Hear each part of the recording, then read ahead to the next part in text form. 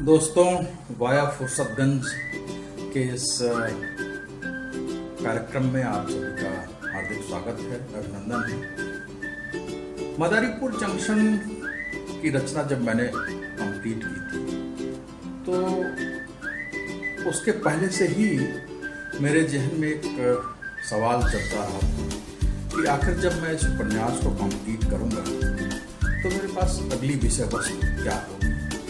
क्या वो वही होगी या उसी तरह की पृष्ठभूमि की होगी जैसा कि मदारीपुर जंक्शन में मैंने उकेरने की कोशिश की है, या उसकी कहानी, उसका विषय वस्तु, उसका परिवेश, उसकी भाषा शैली कुछ भिन्न प्रकार की होगी। जब मदारीपुर जंक्शन छपने को चली गई तो मैंने इस पर गहन तरीके से विचार विमर्श करना शुरू किया और मैंने पाया कि अगर मदारीपुर जंक्शन जैसी ही विषय वस्तु को लेकर मैं दोबारा अपने पाठकों के समक्ष हाजिर होता हूँ तो मैं शायद स्वयं के साथ और अपने पाठकों के साथ न्याय नहीं कर पाऊंगा।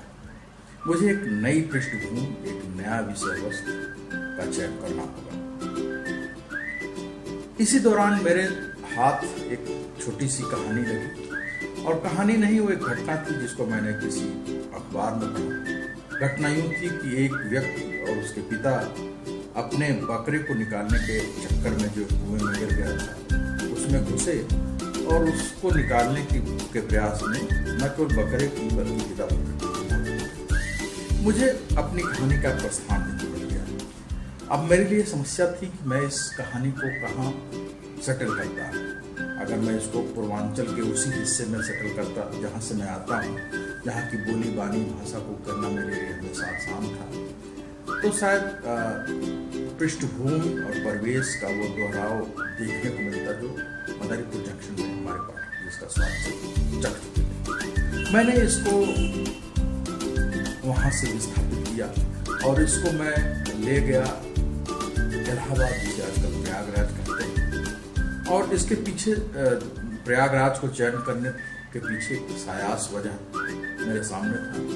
मेरा एक लंबा समय पढ़ाई का भी और नौकरी का भी प्रयागराज में गुजरा है, तो मुझे लगा कि वहाँ की बोली बानी भाषा को मैं उसी तरीके से समझता हूँ, महसूस करता हूँ जैसे मैं अपने मिट्टी की भाषा, भोजपुरी भाषा को समझता, उसे करता। तो मैंने तय तो कर लिया, लेकिन चुनौती बढ़ी, क्योंकि इलाहाबादी और ठेठ अवधि को अपने उपन्यास में उसके पात्रों के माध्यम से संवाद के रूप में ले आना चुनौती भरा काम था। और शुरुआत में तो मुझे लगा कि एक ऐसा जोखिम मैंने उठा लिया है जिसे मैं शायद निभा नहीं पाऊंगा, लेकिन कोशिश करने में कुछ जाता नहीं था।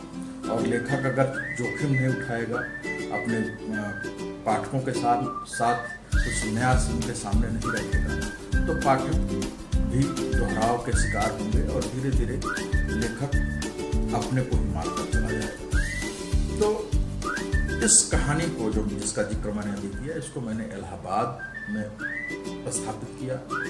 एक परिवेश का, एक काल्पनिक चरित्रों की रचना की, वहाँ की राजनीति, वहाँ के प्रशासन, वहाँ की न्यायपालिका, वहाँ की आम जनता, वहाँ के राजनीतिज्ञ, और सबसे बड़ी चीज वो परिवेश जिससे वो सारी चीजें साकार हो सकें, मूर्त हो सकें, उसे ले आना मेरे लिए चुनौती थी। और मैं कोशिश की, लगभग 3-3.5 वर्षों तक मैं नाचता रहा, कभी थोड़ा, कभी ज़्यादा, कभी कम, कभी बिल्कुल नहीं।